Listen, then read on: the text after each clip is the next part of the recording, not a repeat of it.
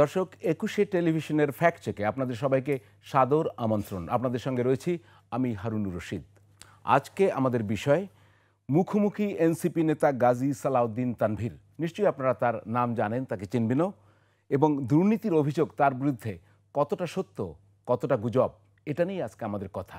সেই আলোচনায় আমরা জানব এবং আপনাদের জানিয়ে রাখে আমাদের স্টুডিওতে রয়েছেন আজকে সেই গাজী সালাউদ্দিন তানভীর, যিনি যুগ্ম সচিব জাতীয় নাগরিক পার্টি এনসিপির।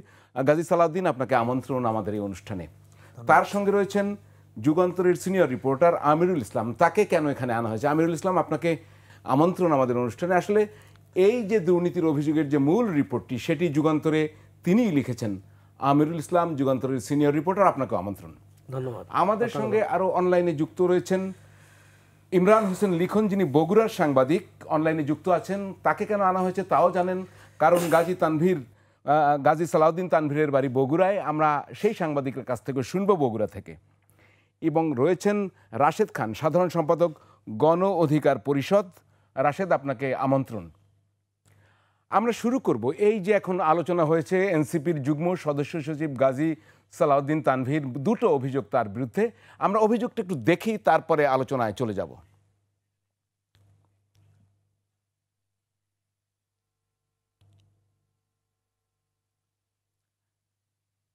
জি, এটা মূলত এই অভিযোগটা আমরা যুগান্তরে যেটি ছাপা হয়েছে, এটি একটি অভিযোগ। এখানে যেটা বলা হয়েছে সেটি হচ্ছে যে দুটো মূলত অভিযোগ তার বিরুদ্ধে। একটি হচ্ছে জেলা প্রশাসক বা ডেপুটি কমিশনার নিয়োগে তিনি তদবির বাণিজ্য করেছেন। আরেকটি অভিযোগ হচ্ছে যে পাঠ্যপুস্তক যে ছাপা, সেখানে 400 কোটি টাকার যে টেন্ডার, সেখানে তিনি দুর্নীতি এর পার্টি। আরেকটি বোধহয় আমরা দেখাতে চাই, 400 কোটি টাকার দুর্নীতির একটি অভিযোগ যেখানে তার পার্টিসিপেশন রয়েছে, সেই অভিযোগটি করা হয়েছে। যে আমরা টুপটেও দেখিনি, এখানে বোধহয় সালাউদ্দিন তানভীরের বক্তব্য রয়েছে। ব্যাহতি দেয়া হয়েছে, জেলা প্রশাসক নিয়োগে হস্তক্ষেপ ও পাঠ্য বই ছাপানোয় কমিশন বাণিজ্যের অভিযোগ ওঠায় এই পদক্ষেপ নিল দলটি। তাকে স্থায়ীভাবে বহিষ্কার করা হবে না কেন, তাও জানতে চেয়েছেন দলের আহ্বায়ক নাহিদ ইসলাম ও সদস্য সচিব আখতার হোসেন। সোমবার এনসিপির যুগ্ম সদস্য সচিব সালেউদ্দিন সিফাত স্বাক্ষরিত এক চিঠিতে এসব তথ্য জানানো হয়। গত 11 মার্চ দৈনিক ইনকিলাবের প্রতিবেদনে সালাউদ্দিন তানভীরের বিরুদ্ধে জেলা প্রশাসক নিয়োগে হস্তক্ষেপ এবং পাঠ্য বই ছাপার কাগজে কমিশন বাণিজ্যের অভিযোগ উঠে আসে। এসব বিষয়ে দলের শৃঙ্খলা কমিটির কাছে 7 দিনের মধ্যে ব্যাখ্যা দিতে বলা হয়েছে তাকে। জি, যেটি এটা স্পষ্ট হলো, এবং তাকে কিন্তু অলরেডি এনসিপি থেকে শোকজ করা হয়েছে এবং সাময়িকভাবে অব্যাহতি দেওয়া হয়েছে। উনি শোকজের জবাব দিয়েছেন কিনা সেটা আমরা জানবো। তার আগে আমি শুরু করতে চাই, আমিরুল ইসলাম, আপনি সিনিয়র রিপোর্টার যুগান্তর। আপনি যে প্রতিবেদনটি করেছেন সেটি আমার হাতে রয়েছে। আমি সেখানে মোটা দাগে আমি লাইনও করে রেখেছি। একটি বলেছেন যে গত বছর 9-10 সেপ্টেম্বর 53 জেলায় যে জেলা প্রশাসক নিয়োগ হয় সেটি সংক্রান্ত যে তিনি এই তদবির বাণিজ্য করেছেন, এবং আপনি অনেকের নাম উল্লেখ করেছেন, বিভিন্ন কক্ষে তার আনাগোন উল্লেখ করেছেন। আরেকটি বলেছেন যে 400 কোটি টাকার যে টেন্ডার, সেখানে কমিশন নেয়ার অভিযোগ। আপনি যদি বলতেন আরও কি অভিযোগ, আপনি এই অভিযোগগুলো কিভাবে জাস্টিফাই করবেন, সত্যতা কি এর?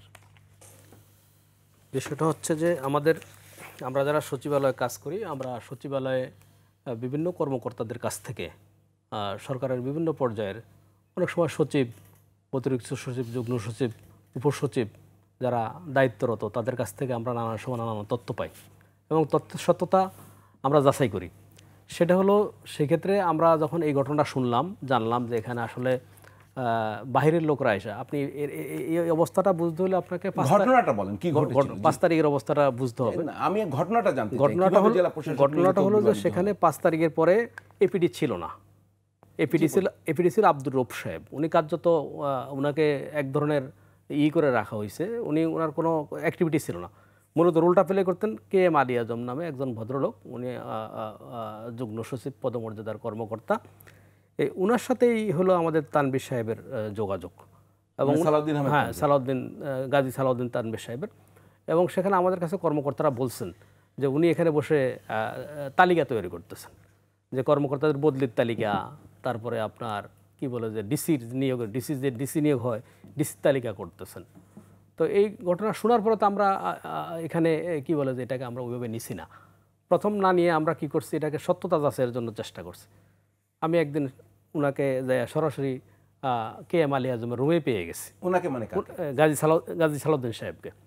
এবং আমি কে এম আলী সাহেবের কাছে ওনার পরিচয় জানতে চাইছি যে উনি কে, উনি এখানে কি করে। তখন কে এম আলী আজম সাহেব উনি অপ্রস্তুত হয়ে গেছে। অপ্রস্তুত করে বলছে আপনি ওনাকে জিজ্ঞাসা করেন। তখন আমি তানভীর সাহেবকে জিজ্ঞাসা করলাম যে আপনি এখানে কে এবং আপনার পরিচয় দেন। তখন উনি আমাকে বললো যে আমার নাম তানভীর, আমি আপনার সাথে পরে কথা বলবো। বলো কখন বলবেন? বললো যে আমি কথা বলবো আপনার সাথে, ফ্রি হয়ে কথা বললো। ওনার সাথে ওনার তখন মোবাইল নম্বর আমি নিয়ে গেলাম, আমার মোবাইল কার্ড ওনার ভিজিটিং কার্ড ওনাকে আমি দিয়ে গেলাম। দিয়ে আমি চলে গেলাম। প্রায় 2 ঘন্টা পরে আমার ফোন দেন না উনি বা যোগাযোগ করেন না, আমার রিপোর্ট করা প্রয়োজন। তো ওনাকে আমি ফোন করলাম যে ভাই আপনার সাথে কথা বলা দরকার, আমার রিপোর্ট করা দরকার। তখন উনি বললো যে ভাই রিপোর্ট করার কী আছে, এটা আমি আপনার সাথে বসবো, আমি আছি এবং আমার সাথে অন্যান্যরাও আছে। তখন কে আছে আমি বললাম, ওনাকে বললাম আর কে আছে।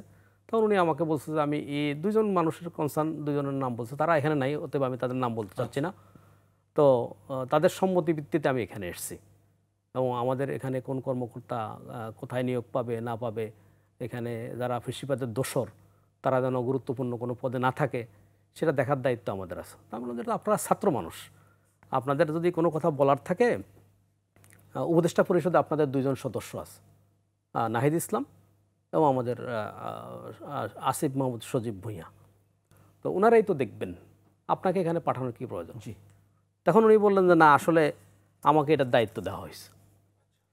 তো এরপরেই পরবর্তী যে ঘটনাটা ঘটছে যে তার এর একদিন আগে আপনার 35 জন ডিসির অর্ডার হয়ে গেছে।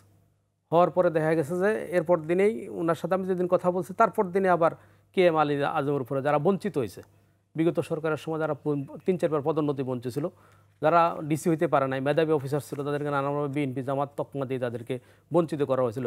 24 বছর কর্মকর্তা, 25 বছর কর্মকর্তা, 27 বছর কর্মকর্তা, তারা কে এম আলী আজমের রুমে হামলে পড়ছে এবং সেখানে তাকে তার সাথে বাকবিতণ্ডা হয়েছে, হাতাহাতি হয়েছে। সেখানে সেই নিউজ বড় আকারে প্রকাশ হয়েছে এবং সেখানে যখন এই হামলা হয় তখন উনি পার্শ্ববর্তী রুমে আপনার ডক্টর জিয়াউদ্দিন আহমেদ নামে একজন যুগ্ম সচিব, ওনার রুমে যায় উনি আশ্রয় নিয়েছে এবং উনি বাথরুমে ঢুকে গেছে। ক্লিয়ার। কিন্তু আমি জানতে চাই যে আমার এখানে লেনদেনটা সেখানে সেই ক্ষেত্রে দেখা গেছে যে হঠাৎ করে কে এম আলী আমাদের ডক্টর জিয়া ওনার রুম থেকে 3 কোটি টাকার একটা চেক পাওয়া গেল। আর ওই যে বঞ্চিত কর্মকর্তা যারা, তারা প্রত্যেকেই অভিযোগ করছে যে এখানে লেনদেন হয়েছে এবং ফেসিবাদের যারা দোসর, আওয়ামীপন্থী যারা অফিসার, তাদেরকে টাকা খাইয়া তাদের কাছ থেকে টাকা নিয়ে তারপরে এদেরকে ডিসি করা হয়েছে। তার সময় কিছু স্ক্রিনশট ভাইরাল হয়েছিল। হ্যাঁ, স্ক্রিনশটটার পর সেটা তো বড় বিষয়, এটা অন্য বিষয়। সেটা হলো আমাদের যে জনভাষণ মন্ত্রণালয়ের সিনিয়র সচিব ডক্টর মুখলিসুর রহমান এবং ডক্টর জিয়াউদ্দিন আহমেদের মধ্যে যে কথোপকথনের ভিডিও, এই আপনার স্ক্রিনশট, তো সেটা এটার সাথে সম্পৃক্ত না। সেটা আমরা ওনাকে যেখানে দেখছি যে আমাদের ডক্টর জিয়া এবং আমাদের যে কে এম আলী আজম সাহেব, ওনাদের রুমে তখন 3 কোটি টাকার চেক পাওয়া যায়। জি। তখন 3 দিনের একটা তদন্ত কমিটি, ওই যে অফিসারদের সবার যে বক্তব্য, ওনার উপস্থিতি এবং আপনার যে কয়দিন দেখেছেন ওনাকে উনি সচিবালয়ে? আমি ওনাকে 3 দিন দেখছি, তার মধ্যে একদিন ওনাকে ফিজিক্যালি যে আমি ওখানে করতে পারছি, এর আগে 2 দিনে ওনাকে। আপনি ধারণা করতে পারেন এর কত লেনদেন হয়েছে? কথাবার্তা তো বলেছেন অনেকের সঙ্গে, আপনার অভিযোগে এটা হচ্ছে যে আমাকে একজন অফিসার বলছে এটা ওনার এই নিয়োগের বিষয় না, এটা জেলা বুঝে, যেমন কক্সবাজারের ডিসি, জি, এটা অনেক টাকা, ধরেন 5 কোটি টাকার লেনদেন হয় এগুলাতে। আচ্ছা, এগুলো ঠিকাদাররা নিয়োগ দেয়, এগুলো হচ্ছে তৎকালীন সময়ে বিগত সরকারের সময় ঠিকাদাররা নিয়োগ দিত। তো এখন এখানে কত কোটি টাকার লেনদেন হচ্ছে এক্সাক্ট এটার কোনো ফিগার আমরা পাই নাই বা এরকম, মানে আমাদেরকে জানার চেষ্টা করবেন এরপরে। হ্যাঁ, আমরা তো আমাদের অনুসন্ধানে অবশ্যই আছে, আমরা তো অনুসন্ধান করবই। এবং তখন আমরা ওনার সাথে কথা বলছি এবং সংশ্লিষ্ট অফিসারদের সাথে কথা বলছি, বাংলাদেশ অ্যাডমিনিস্ট্রেটিভ সার্ভিসেসের মহাসচিব মাহবুব রহমানের সাথে কথা বলছি।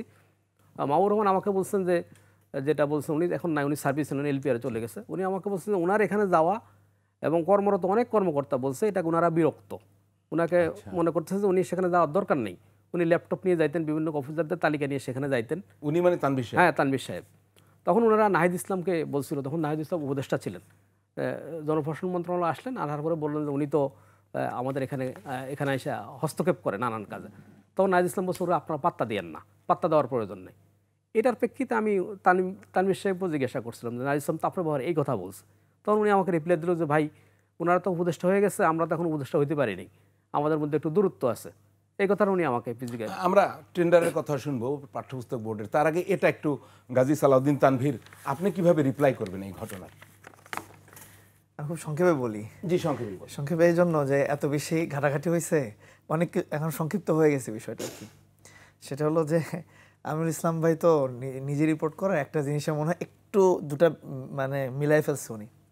সেটা হলো যখন সিনিয়র সচিব মহোদয় মোখলেস সাহেবের নামে যখন ওই যে ভুয়া স্ক্রিনশট বা যেটি আসছে হয়তো পত্রিকাতে, সেইটার সাথে 3 কোটি টাকারটা আসছিল, আমারটার সাথে আসেনি। খবরগুলো একটু ভালো করেই করতে হবে। যখন উনি রিপোর্ট করছেন উনি ওটা বলেননি, তখন ওনার রিপোর্টেও ছিল না এটা। দুইটাই হ্যাঁ, আগেও রিপোর্ট প্রথমটাতে কিন্তু ওই চেক পাওয়া যায়নি। যে চেক পাওয়া গেছে সেটা হলো মোখলেস সাহেবের যখন স্ক্রিনশট বের হয়েছে সেই তৎকালীন রিপোর্টের সাথে সম্পৃক্ত ছিল ওই চেকটা। আমার খুব ভালো করে মনে আছে, এতটুকু স্মরণশক্তি আছে, খুব পরিষ্কার। কিন্তু ওনারা যখন রিপোর্ট করছিলেন তখন শুধু এই রিপোর্টই করছেন যে এটার মধ্যে হয়তো কোনো বাণিজ্য হচ্ছে এবং সেটার মধ্যে হয়তো তাদের কোনো হস্তক্ষেপ থাকতে পারে। আর হলো আরেকটা বিষয় হলো যে যেহেতু নাহিদ ইসলামের সাথে কথাটা আসলো, যেহেতু আমি ওই দলের এই যুগ্ম সদস্য সচিব, সাময়িকভাবে হয়তো এখন আমি এই মুহূর্তে তো দায়িত্ব নেই, কিন্তু যেহেতু উনি আমার আহ্বায়ক এবং ওনার নাম ধরে একটা কথা আসলো, সেটা হলো মনে হয় না এই ধরনের কোনো কথোপকথন আমার ভাইয়ের সাথে কখনো হয়েছে যে ওনার সাথে একটু দূরত্ব আছে, ওনারা হচ্ছে। না, আমি বলছি অভিযোগটার ব্যাপারে। আপনি বলছিলেন যে আপনি প্রায় ওখানে যেতেন, 2-3 দিন দেখেছেন। উনি আমাকে 2-3 দিন দেখছেন কি না জানি না, বাকি হলো আমার শুধু এতটুকু মনে আছে যে যেদিন প্রথম মোখলেসুর রহমান সাহেব দায়িত্ব নিয়েছিলেন, ওই দিন আমি যখন গিয়েছিলাম ওনার কাছে এই কথা বলার জন্যই আসলে যাওয়া ছিল যে ফ্যাসিবাদের দোসর এবং হলো পূর্ববর্তী সরকারের সাথে সম্পৃক্ত দুর্নীতিবাজ কোনো কর্মকর্তা যেন না আসে। কারণ ঠিক এর আগেই এসএসবির যে বোর্ড ছিল এটা পরিষ্কার হওয়া দরকার। একজন বাইরের ব্যক্তি হঠাৎ করে যেই কখনো ডিসি নিয়োগ দিতে পারে না। ডিসির একটা বড় একটা বোর্ড আছে, সুপিরিয়র বডি আছে, সিনিয়র সচিব। আপনি জানেন এটা ভালোই। এই ব্যাপারে জানাশোনার থাকা উচিত, কারণ যেহেতু আমরা পড়াশোনা করছি বিসিএস বা অন্যান্য কিছু, এগুলো আমাদের মনস্তাত্ত্বিক ব্যাপার ছিল, এগুলো আমাদের জানা আছে। তো ডিসি নিয়োগের সময় এসএসবি বোর্ড সংশ্লিষ্ট ব্যাচের নেয়, কি বল, ভাইবা নেয় এবং লিখিত পরীক্ষা হয় অনেক সময়। তো ওনারা যে নিচ্ছিল এর আগেই ছিলেন মেজবাউদ্দিন সাহেব, হচ্ছে সিনিয়র সচিব, যাকে আমরা ওইভাবেই দেখে আসছি যে তারা কিরকম দালালি বা দোষের মানে ছিল পূর্ববর্তী। আপনাদের তাহলে দায়িত্বটা কে দিয়েছিল? আপনি একাই গিয়েছেন? আপনি একাই গিয়েছেন? এটা আমার ব্যক্তিগত জায়গা থেকে আমি দায়িত্ব নিচ্ছি। না, আমি একাই গিয়েছেন? আমি একাই গেছি, আমার সাথে কাউকে তো উনিও তো দেখছে বলে উনিও বলেন। তো আপনাকে একাকে কি দায়িত্ব দেওয়া হয়েছে?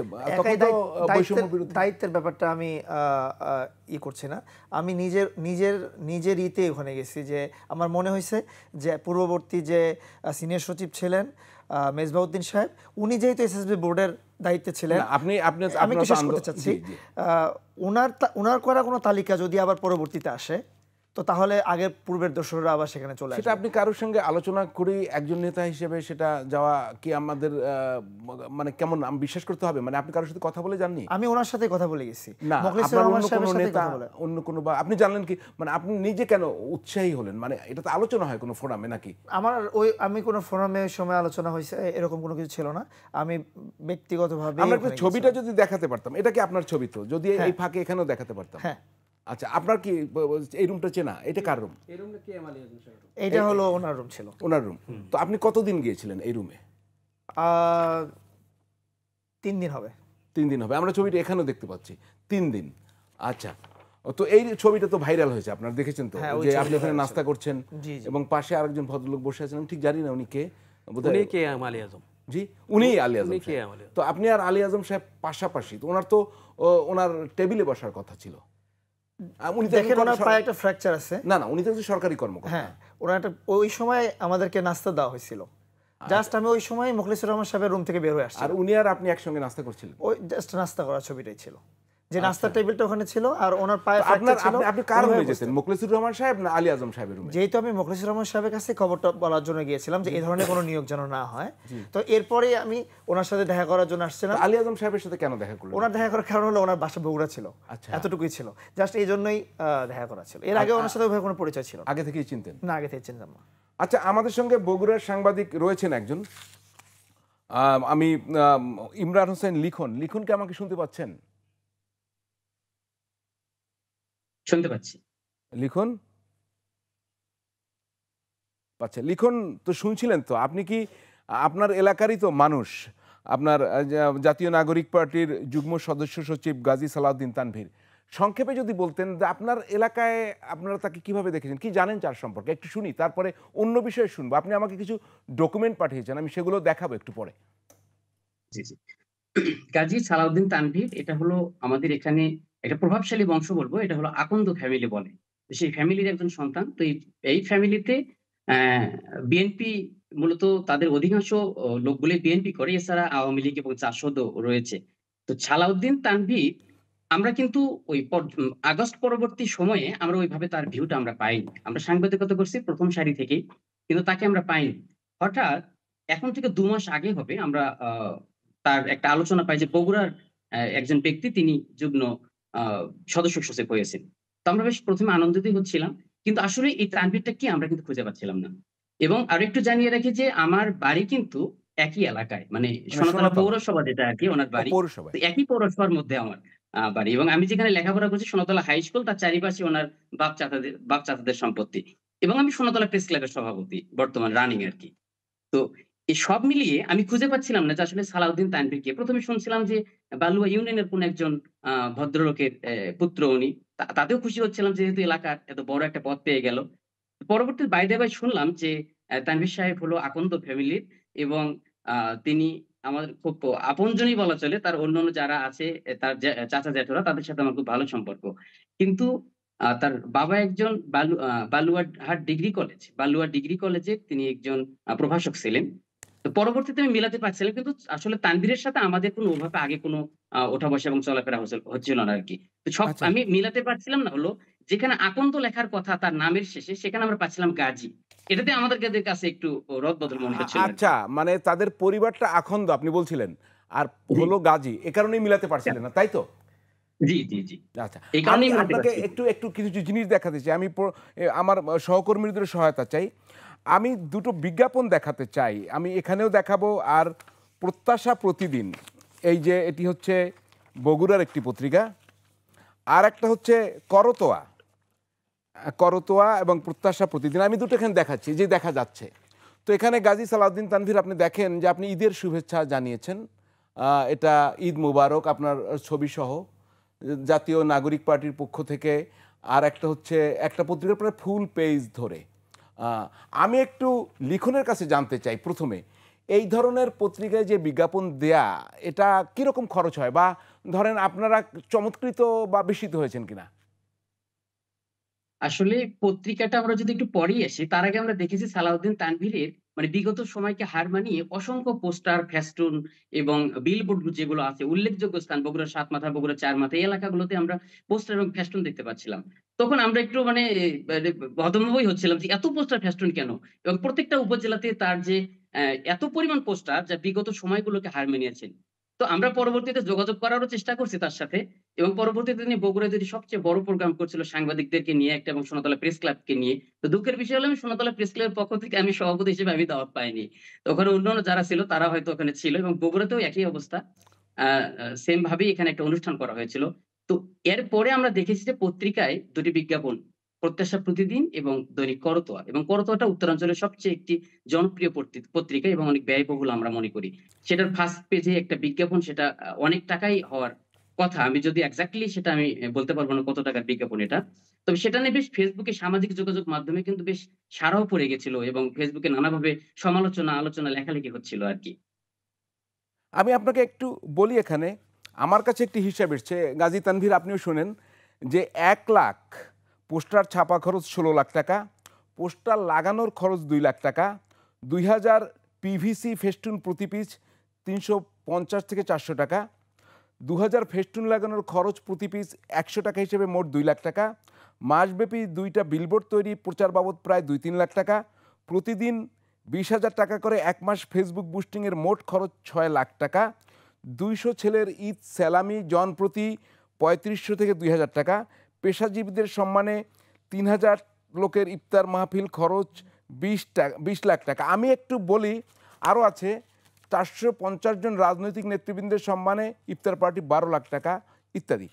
আমি আপনাকে একটু জিজ্ঞেস করি, এই যে কর্মসূচিগুলোর কথা বলছি, এগুলো কি ওখানে হয়েছে? এই যে ফেস্টুন পোস্টারের কথা বলেছি আপনাকে, লিখুন, আপনি কি দেখেছেন এগুলো এখানে? হ্যাঁ, ফেস্টুন পোস্টার এগুলো দেখেছি এবং এগুলো চলমান এখনো রয়েছে আরকি, আছে বিভিন্ন জায়গাতে বিলবোর্ড এখনো গুলো আছে আছে। বিলবোর্ড বা এই বিষয়গুলো। আমি আপনার কাছে আসবো বা ইসের পরে। আমরা একটু রাশেদ খানের কাছে যেতে চাইছি। রাশেদ খান কি আমার সঙ্গে আছেন? গাজী সালাউদ্দিন তানভীরের কাছে যাব। এই যে করতোয়ায় আপনার বিজ্ঞাপন, সেটা নিয়ে কথা হয়েছে। আপনার প্রত্যাশা প্রতিদিনে এই যে বিজ্ঞাপন, যেটা আপনি ঈদের শুভেচ্ছা জানিয়ে ছেপেছেন, আমি জানতে চেয়েছিলাম বগুড়ার সাংবাদিকের কাছে, তিনি বলেছেন। এবং আপনার ব্যাপক প্রচার প্রচারণা, বিলবোর্ড, পোস্টার, ফেস্টুন, দান এবং এগুলো সবই। তো প্রথমত আপনার এই দুইটা বিজ্ঞাপনের ব্যাপারে জানতে চাই যে এটাতে কিরকম খরচ হয়েছে, আপনি যদি বলতেন। এখানে দুইটা আছে। এই দুইটাই আসলে আমার যে শুভাকাঙ্ক্ষীরা আছে তারা করেছে, আমার ব্যক্তিগত টাকাতে হয় নাই। আর আমি তাদেরকে যখন এটা নিয়ে সমালোচনা হয়েছে তখন তাদেরকে জিজ্ঞাসা করেছিলাম। তো করতোয়া যেটা, সেটা তাদের অফিসিয়াল জেনে নিতে পারেন। এটা সম্ভবত আমার যতটুকু খেয়াল আছে 42,000 টাকা ছিল। 42,000 টাকা। জি। আর প্রত্যাশা প্রতিদিনে সম্ভবত এরকম 30 কি 32,000 টাকা, মানে মোটামুটি পৃষ্ঠা, কিন্তু পত্রিকাটা কিন্তু পুরোপুরি ফার্স্ট পেজটা আপনার বিজ্ঞাপন। জি, কিন্তু এইরকমই ছিল, 30 কি 32,000 টাকা ছিল। আমার শুভাকাঙ্ক্ষীরা এটাই আমাকে জানিয়েছে এবং পরবর্তীতে আমি খোঁজ নিয়ে দেখেছি আসলে এরকমই দাম এটার। আমি একটু জানতে চাই, আপনার শুভাকাঙ্ক্ষীরা যেটা করেছে আপনার অনুমতি নেয়নি, বা আপনি কেমন বোধ করেছেন এটা করার পরে? একটা লেখা ছিল ওখানে করতাতে মহানায়ক একটা শব্দ ব্যবহার করা ছিল। ওটার ব্যাপারে আমি আসলে, ওটা আমাকে দেখানো হয়নি আগে যে কি এখানে ছাপানো হচ্ছে, এটা আমি দেখি নাই। পরবর্তীতে আমি নিজেই বিব্রত হয়ে গিয়েছিলাম এই শব্দটার কারণে, যেটা আমি ওদেরকে খুব করছিলাম। মানে আপনার ব্যাপারে লেখা যেখানে আপনাকে মহানায়ক বলে। হ্যাঁ, কিন্তু সেটা আমি পুরো বিব্রত হয়ে গেছিলাম, কারণ আমি এটা জানতাম না। কিন্তু প্রত্যাশা প্রতিদিন যেটা ছাপানো হয়েছে সেটা আমাকে আগে দেখানো হয়েছিল। এই শুভাকাঙ্ক্ষীদের কি আপনি চেনেন যারা এটা দিয়েছে এই বিজ্ঞাপনগুলা? ওরা 10-12 জন মিলে হয়তো, যারা নাগরিক কমিটি বা অন্যান্য যারা। আপনি তাদেরকে চেনেন? তাদেরকে চিনি। তো কি মনে হয় তারা পকেটের পয়সা খরচ করে আপনার জন্য কেন বিজ্ঞাপন দেবে? সাধারণত তো এরকম হয়ে থাকে আমাদের দেশের রাজনীতিতে। তারা হয়তো মনে করেছে এরকম কিছু একটা আমাদের দেওয়া উচিত। সাধারণ রাজনীতি হয়ে থাকে, তাই আপনার জন্য হয়েছে। কিন্তু আমি আসলে এই পরিমাণ হচ্ছে আমি এটা জানতাম না। আর এই যে আপনার এখন খরচের হিসাব আমি এদিক ওদিক হতে পারে, কিন্তু আমি আপনাকে পোস্টারও দেখাতে পারি যে আপনার ওখানে প্রচুর পোস্টার। এই যে আপনার একটা পোস্টার, যদি সম্ভব হয় এখানে স্ক্রিনেও দেখতে চাই। আপনার পোস্টার বগুড়ার শহরে রয়েছে, বিলবোর্ড, ব্যানার, ফেস্টুন, যে সাংবাদিক লিখুন তো একটু আগেই বলেছে, এবং ডিসপ্লে বোর্ডও ছিল, যেটা হচ্ছে আপনার মাসব্যাপী দুইটা বিলবোর্ড মাসব্যাপী ছিল। তো এগুলো কেন করলেন? মানে এই যে আমরা দেখতে পাচ্ছি এগুলো। আবার কেউ আপনাকে দুঃখিত, ফেসবুক পোস্টের এগুলা দরবেশ হিসেবে কেউ চিহ্নিত করছে আপনাকে। তো এই প্রচারণা আপনার কেন প্রয়োজন পড়লো? মানে কিরকম খরচ হলো আপনিই বলেন। আচ্ছা, আমি একটা করে একটু বলি, অল্প সময় লাগবে। আপনি ইফতারের ব্যাপারে বলছেন পেশাজীবীদের 3000 লোকের ইফতার ছিল, আসলে ওটা ছিল 2000 মানুষের। 1000 কম। জি, 2000 মানুষের ছিল। তাও মূলত 1500 মানুষকে দাওয়াত দেওয়া ছিল, কিন্তু এলাকা ধরে আসলে দেখা যায় অনেকে বেশি চলে আসে, এই জন্য 500 মানুষের অতিরিক্ত অ্যারেঞ্জমেন্ট করা ছিল। তো ওখানে খরচ হয়েছিল, যেটা আমার কাছে হিসাব আছে, 5.5 লক্ষ টাকা। জি, 5.5 লাখ, যেটা আপনার কাছে 20 লক্ষ বলা। জি, আমি সবগুলোই শুনবো, একটু তাড়াতাড়ি বলুন। রাজনীতিবিদদের এটা এমন একটা জায়গায় হয়েছে যেখানে মানে অনলাইন সিস্টেমে পেমেন্ট করতে হয়। 5.5 লাখ না, এটা আমি বুঝলাম। আপনার ইফতার পার্টিতে 5.5 লাখ। তারপর মমইনে রাজনীতিবিদদের যেটা 12 লাখ নাম আসছে, সেখানে খরচ হয়েছে 3.5 লক্ষ টাকা। এখানে অনলাইন পেমেন্ট হয়েছে। তাহলে 5.5 লাখ, 3.5 লাখ, 8 লাখ পেলাম আমরা। ঈদের সালামি দিয়েছি মনে হয় আমি সর্বোচ্চ 30 থেকে 32 জন ছেলেকে। সেখানে কাউকে হয়তো সর্বোচ্চ হয়তো যাকে দিচ্ছি 1500 থেকে হয়তো 2000 টাকা হবে, কিন্তু 500 টাকা করে অতিরিক্ত মনে হয় না কেউ এরকম। তাহলে কত খরচ হলো এখানে? আমরা 9 লাখ পেলাম। জি জি, সালামিতে তো 30 জনকে 500 টাকা করে দিলে আসলে কত হাজার। আচ্ছা, যাই হোক, পরেরটা আসেন। আর হলো পোস্টার, যেটা 1 লাখের পরিমাণ আসতেছে, আসলে পরিমাণটাই তো ভুল আসছে এখানে। কত পোস্টার ছেপেছেন? কত টাকার পোস্টার? পোস্টারের দাম মনে হয় ছিল সর্বোচ্চ হলো 3 থেকে 3.5 লক্ষ টাকা। তাহলে আমরা পেলাম 14 লাখ। জি, তারপরে আসেন ফেস্টুন তো 2000 ফেস্টুন কোথা থেকে আসলে আমি তো বুঝলাম। আচ্ছা, এটা করেননি আপনি, বলছেন অল্প কিছু ফেস্টুন ছিল। আচ্ছা, এটা খরচ আমি বাদই দিলাম। জি, বিলবোর্ড তো সম্ভবত 2টা ছিল। কত খরচ? আর এটা মাত্র ঈদের শুভেচ্ছার জন্য ছিল, 7 দিনের জন্যই ব্যবহার হয়েছে। আর এটা পৌরসভা থেকে মনে হয় নেওয়া হয়েছিল, কত 1200-1300 টাকা করে মনে ছিল। এটা কত খরচ আপনি বলতে পারবেন এক্সাক্ট কত? সব দুটা মিলে হয়তো 30,000 টাকা হবে। 30,000 টাকা ধরলাম, এটা ধরলামই না, আমি 14 লাখেই থাকলাম। তারপরে আপনার পোস্টার গেল, পোস্টার কি এমনি পোস্টার লাগাতে খরচ হয় নাই? মানে এমনি আপনার শুভাকাঙ্ক্ষীরা লাগিয়ে দিয়েছে, না আপনি কারা লাগিয়ে দিয়েছে পোস্টার? পোস্টার লাগানোর খরচ মানে এক দুটা ভ্যান ব্যবহার হয়েছে, আমি যেটা শুনছিলাম। জি। অল্প কিছু টাকা খরচ হয়েছে। আর আপনি শহীদ পরিবারদের জন্য বোধহয় কিছু দান করেছেন 4 লাখ টাকার মতো। আমি দেখাই করছি শহীদ পরিবার মাত্র 4টা পরিবারের সাথে। আর তাদেরকে জিজ্ঞাসা করলে কোনো হবে তাদের প্রতি কোনো মানে দান ঠিক বলবো না, তাদের সহায়তা করেছেন কিনা? না, অবশ্যই করেছি, কিন্তু সেটা এই পরিমাণ ছিল না। এটা 3000 টাকা প্রকাশ করে করা ছিল মনে হয়। 4টা আর পরিবারের সাথে 400 রাজনৈতিক নেতার সম্মানে কোনো, ওটাই আমি বললাম মমইনে যেটা হয়েছিল, ওটার বিল ছিল হলো 3 লক্ষ কত টাকা, 70,000 টাকা। এটা কি 5 স্টার হোটেল? এটা বগুড়ার একটা ভালো হোটেল। 5 স্টার কিনা জানি না, 4 স্টার বা এরকম। এইটাই বলছিলেন 3 লাখ। আর এই যে পেশাজীবী সম্মানে যে ওটা বলেছিলাম আমি 5.5 লক্ষ টাকা। 5.5 যেটা 20 লক্ষ আমরা 14-15 লাখ টাকা বা 16 লাখ টাকার একটা হিসাব পেলাম। তো এই টাকা আপনি কোথায় পেলেন? এটা আমার নিজস্ব ফান্ড থেকে আমার খরচ করা হয়েছে। আচ্ছা, যেটা আমার হচ্ছে নিজস্ব, কি বলবো, আপনার পেশা কি? কোথা থেকে আপনি আয় করেন? আমি আমার দু একটা গার্মেন্টসের মধ্যে আমার ইনভেস্ট করা আছে, তাদের থেকে। আচ্ছা, আপনি ছাত্র অবস্থায় গার্মেন্টস, আপনি স্টুডেন্টশিপ কত সালে শেষ হয়েছে? 17-তে। 17। তারপর কি গার্মেন্টস ব্যবসায়ী হয়েছেন আপনি? না, আমি কিছুদিন চাকরি করেছিলাম। কোথায়? এটা ছিল একটা বেসরকারি লিজ কোম্পানির অধীনে। আপনার সিইও ছিলাম। জি। গার্মেন্টস সেক্টর থেকে আপনার এখন কত ইনকাম হয় মাসে? মাসে 1.5 থেকে 2 লক্ষ টাকা। 1.5 থেকে 2 লাখ।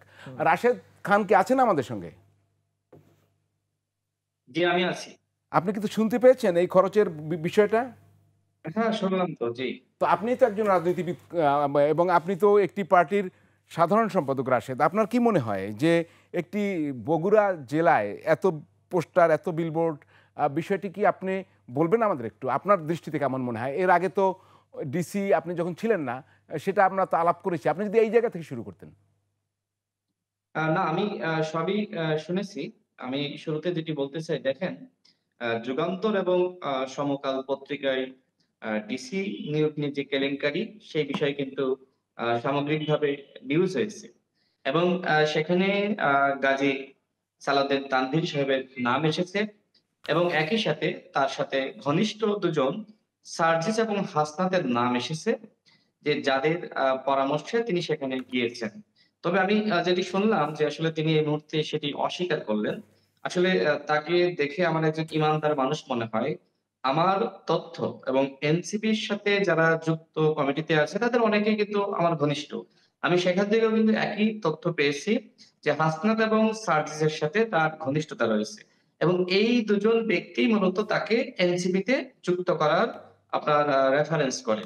এবং আজকে আপনি দেখেছেন যে সার্জিস সাহেব একটি পোস্ট করেছেন, সেখানে তিনি উল্লেখ করেছেন যে তিনি ছাড়াও আরো অনেকের সাথে তার সম্পর্ক রয়েছে, তিনি নাম উল্লেখ করেননি। দেখেন, আমি যখন গণমাধ্যমে এই বিষয়গুলো আমি দেখেছি, আমি কিন্তু তখন এই বিষয়গুলো আমি তুলে ধরেছি, বক্তব্য দিয়েছি যে কেন এবং কিভাবে সম্ভব যে আওয়ামী লীগের তালিকার ডিসি, আওয়ামী লীগ আসলে যাদের তালিকা তৈরি করেছিল ডিসি বানানোর জন্য, সেই তালিকার ডিসি আসলে কিভাবে নিয়োগ পেল।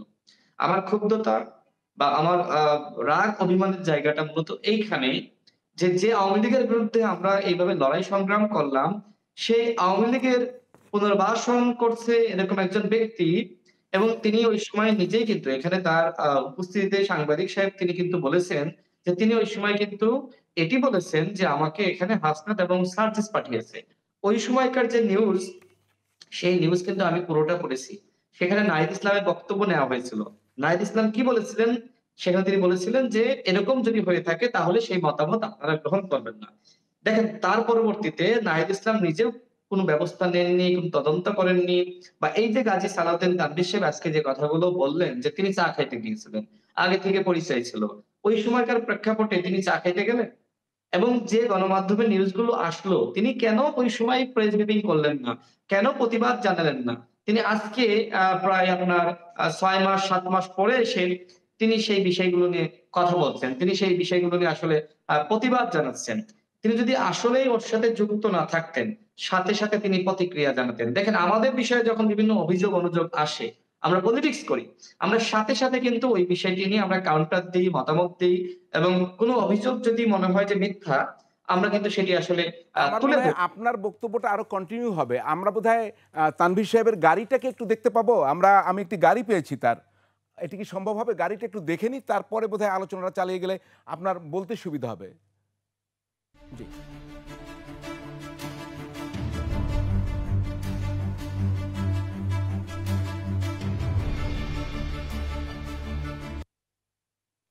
লিখন কি আমার সঙ্গে আছেন?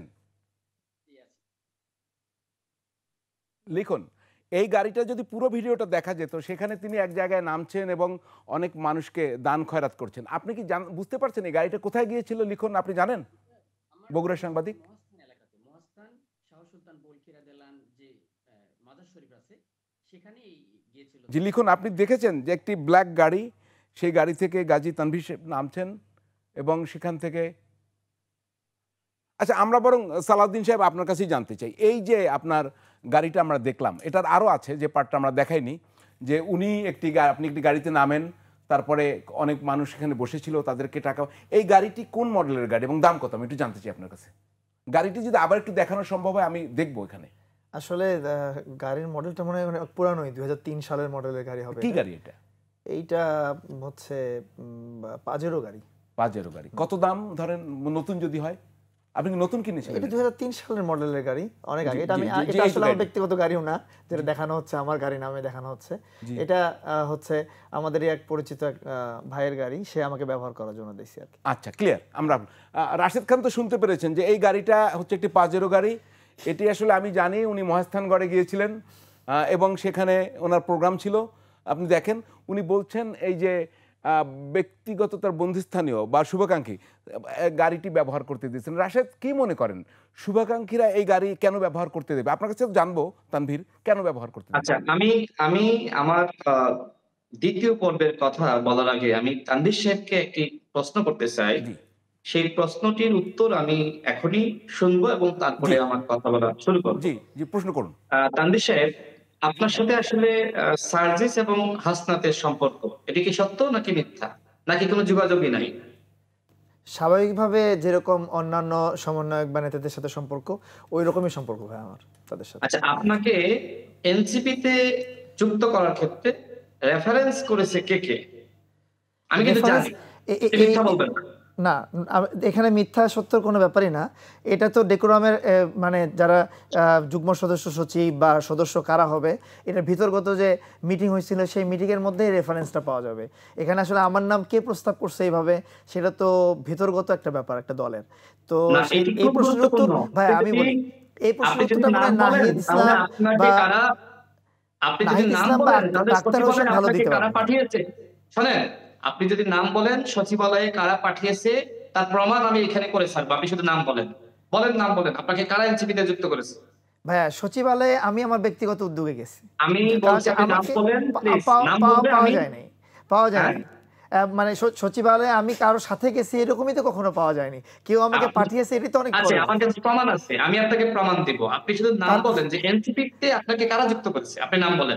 এনসিপির সাথে এনসিপি সংশ্লিষ্ট যারা যুক্ত করার প্রয়োজন মনে করছে তারাই আমাকে যুক্ত করছে। তাদের নাম কি? তাদের নাম কি?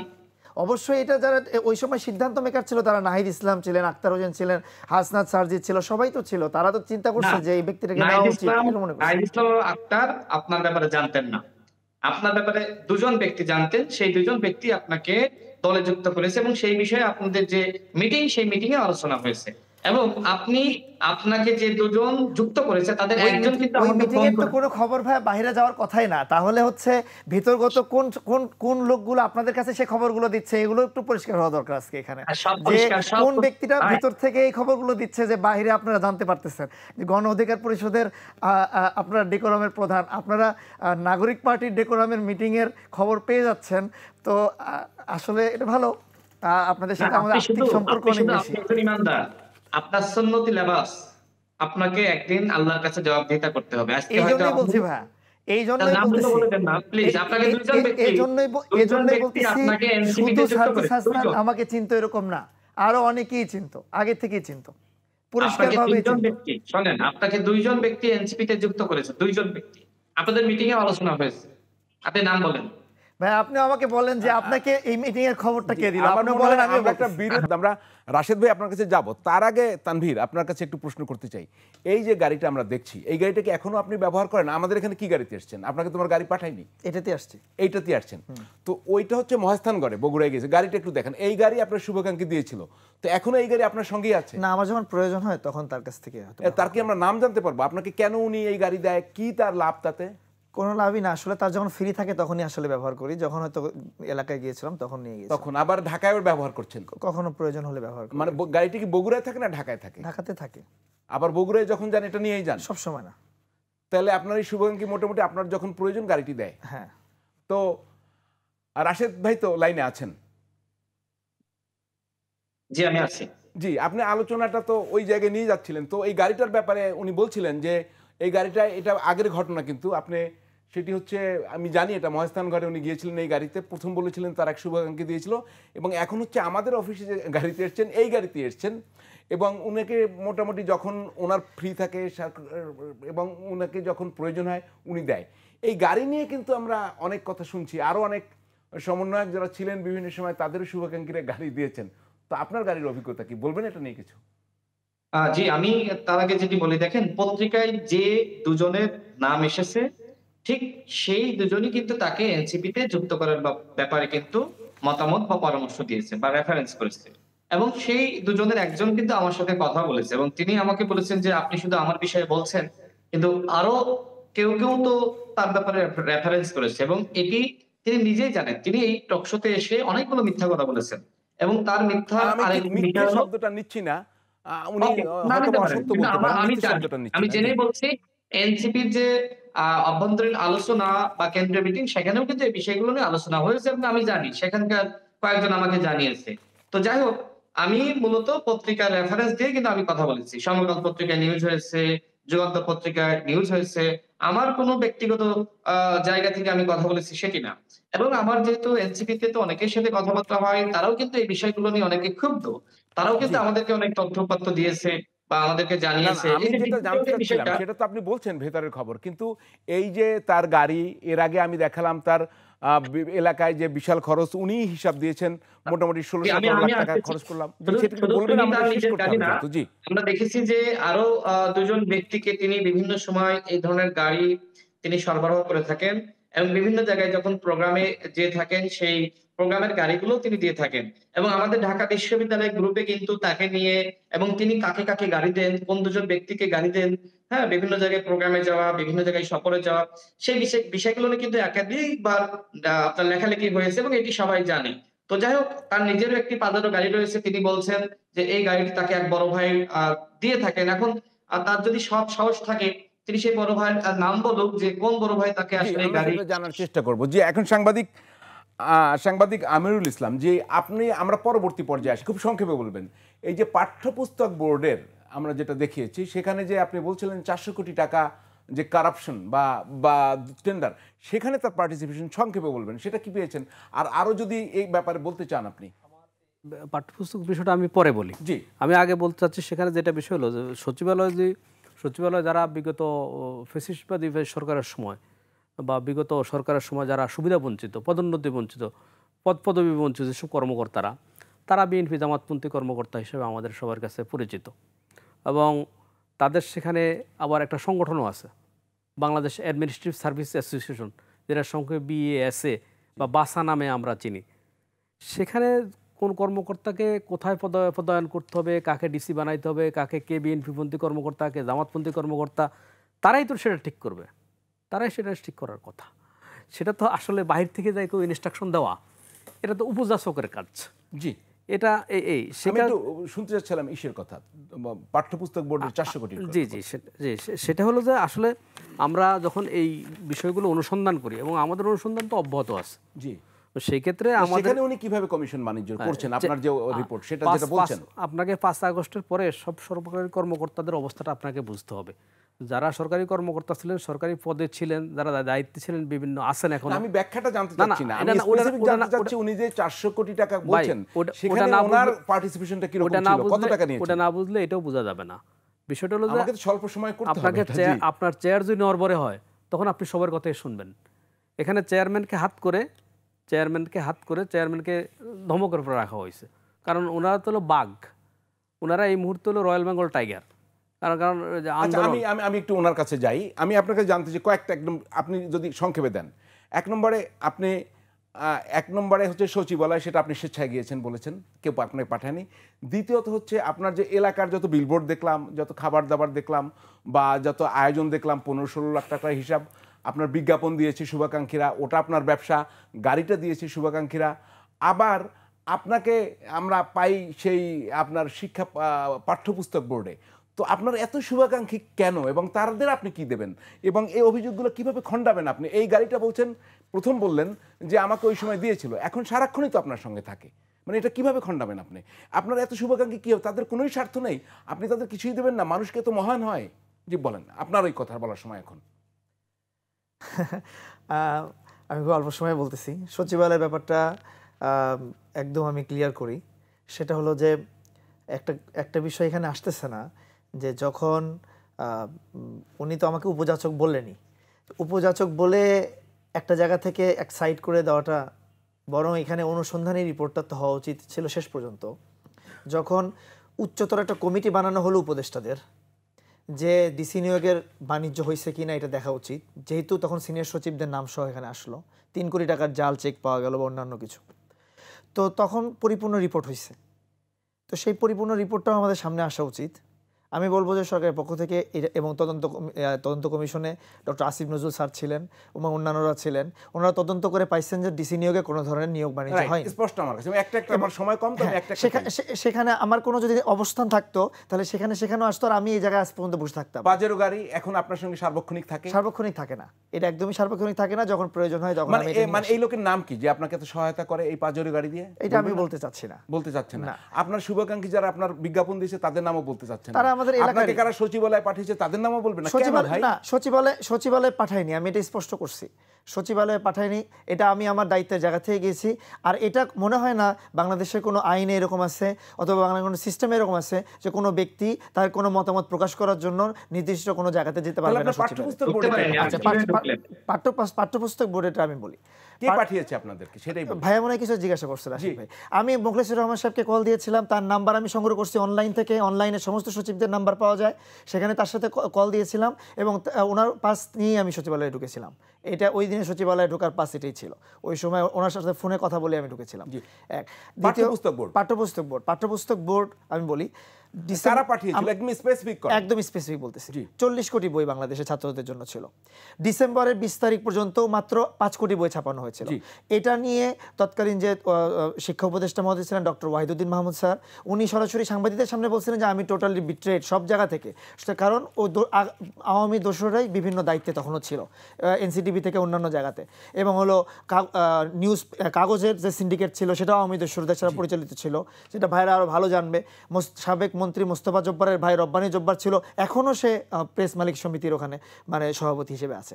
আবার হলো বসুন্ধরা ছড়া সহ অন্যান্য, এরা সম্পূর্ণ কাগজের সিন্ডিকেটটা দেখতো, আর্টক্যাট সিন্ডিকেট দেখতো, দেওয়ানি কবির নামে একজন ব্যক্তি, এরা সবাই ওখানে ছিল। তো সব কিছু নিয়ে পুরো একটা সিন্ডিকেটের কবলে ছিল। এটা নিয়ে যখন হয় তখন আমার সাথে ডক্টর ওয়াহিদুদ্দিন মাহমুদ স্যারের সরাসরি কথা হয় এরকম, এবং এর সাথে এই কাজে সহযোগিতা করার জন্য আমাদের মাননীয় উপদেষ্টা মহোদয়, প্রধান উপদেষ্টা মহোদয় doctor Mohammad Yunus sir, brigadier Sakhawat sir যিনি শ্রম এবং কর্মসংস্থান উপদেষ্টা হিসেবে দায়িত্বে আছেন, ওনাকেও বলেছিলেন যে তিনি যেন সহযোগিতা করেন ডক্টর ওয়াহিদুদ্দিন মাহমুদ স্যারকে। তো ওনাদের সাথেই যখন আমার কথা হয় তখন ওনারাই আমাকে বলছিলেন যে এই জায়গাতে বাহিরে যে তথ্যগুলো সিন্ডিকেটরা যে বিভিন্নভাবে সিন্ডিকেট করছে, এই তথ্যগুলো একটু আমাদেরকে কোনোভাবে আলাদাভাবে দেওয়া যায় কিনা। তো তখন আমি বলছিলাম হ্যাঁ আমরা চেষ্টা করে দেখতে পারি।